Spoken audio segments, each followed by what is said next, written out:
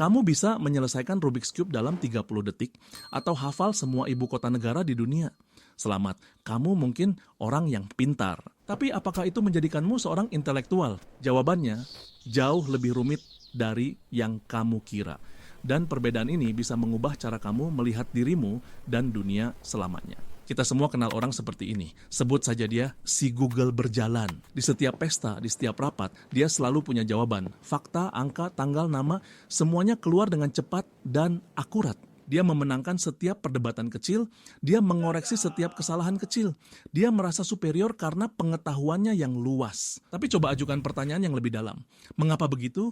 Atau apa implikasinya? Seringkali kamu akan disambut dengan keheningan atau jawaban yang diulang dari sumber yang dia hafal.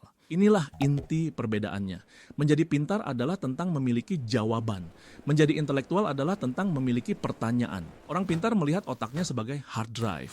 Tujuannya adalah menyimpan informasi sebanyak mungkin dan mengaksesnya secepat mungkin. Bagi mereka, pengetahuan itu statis, sebuah koleksi fakta yang harus dikumpulkan. Seorang intelektual melihat otaknya sebagai prosesor, atau lebih tepatnya sebuah laboratorium.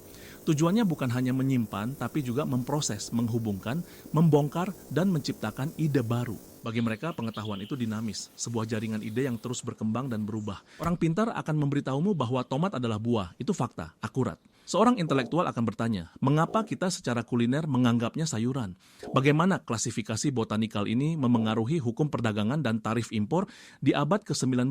Lihat bedanya, yang satu tentang apa, yang satu lagi tentang mengapa dan bagaimana. Ini membawa kita ke perbedaan kedua, pengetahuan versus pemahaman. Orang pintar mengumpulkan pengetahuan. Mereka punya banyak sekali batu bata informasi, intelektual membangun pemahaman. Mereka menggunakan batu bata itu untuk membangun sesuatu yang baru, sebuah rumah, sebuah jembatan, sebuah katedral ide. Kamu bisa hafal setiap baris dalam sebuah puisi, itu pengetahuan. Kamu pintar. Tapi memahami bagaimana metafora dalam puisi itu merefleksikan kondisi sosial saat ditulis dan bagaimana perasaanmu saat membacanya, itu pemahaman, itu intelektual. Secara psikologis, ini terkait dengan dua jenis kecerdasan. Kecerdasan mengkristal, crystallized intelligence, adalah domain orang pintar. Ini adalah akumulasi pengetahuan, fakta, dan skill yang kita dapatkan seiring waktu. Ini adalah perpustakaan internal kita. Kecerdasan cair, fluid intelligence, lebih dekat dengan intelektual. Ini adalah kemampuan untuk bernalar, melihat pola, dan memecahkan masalah baru tanpa mengandalkan pengetahuan sebelumnya. Tapi intelektualitas lebih dari itu.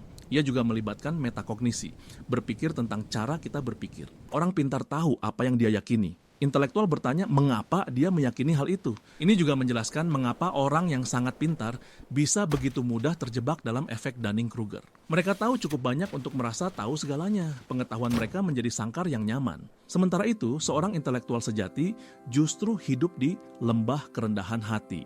Semakin banyak mereka belajar, semakin mereka sadar betapa luasnya lautan ketidaktahuan mereka. Bagi si pintar, saya tidak tahu adalah sebuah kekalahan.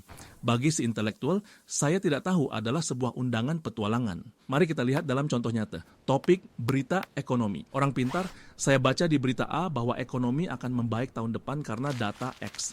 Dia mengutip sumbernya dengan tepat. Intelektual. Menarik. Siapa yang mendanai media A? Apa bias politik mereka? Data X itu hanya mencakup sektor apa? Data apa yang sengaja tidak mereka tunjukkan? Berita B justru mengatakan sebaliknya. Bagaimana kita bisa merekonsiliasi dua pandangan ini? Contoh lain, menonton film. Orang pintar, film ini bagus, skor Rotten Tomatoes-nya 95%, sinopsisnya begini. Dia hafal fakta seputar produksi filmnya. Intelektual. Apa tema yang coba disampaikan sutradara lewat penggunaan warna-warna dingin ini? Bagaimana dialog karakter utama merefleksikan kecemasan eksistensialisme? Apakah struktur naratif non-linearnya berhasil atau hanya gimmick? Si pintar mengonsumsi budaya. Si intelektual berdialog dengannya. Oke, jadi kamu sadar mungkin selama ini kamu lebih banyak menjadi pintar daripada intelektual. Itu bukan hal buruk. Itu fondasi yang bagus. Sekarang, bagaimana cara membangun di atas fondasi itu? Bagaimana cara menjadi lebih intelektual? 1. Jadilah detektif bukan spons. Jangan hanya menyerap informasi.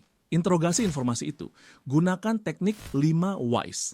Setiap kali kamu menemukan fakta, tanyakan mengapa sebanyak 5 kali, kamu akan terkejut betapa dalamnya kamu bisa menggali. 2. Jelajahi peta yang berbeda. Jika kamu seorang programmer, bacalah tentang filsafat stoik. Jika kamu seorang akuntan, pelajari tentang sejarah seni Renaissance. Intelektualitas lahir dari persimpangan ide yang tak terduga. 3. Bertemanlah dengan kalimat, saya tidak tahu. Ucapkan kalimat itu setiap hari, bukan sebagai tanda kelemahan, tapi sebagai pernyataan niat untuk belajar. Kerendahan hati intelektual adalah gerbang menuju kebijaksanaan sejati. 4. Pikirkan cara kamu berpikir. Sebelum kamu membentuk opini, tanyakan pada dirimu, mengapa aku percaya ini? Apakah karena bukti atau karena aku ingin ini benar? Apa yang bisa mengubah pikiranku?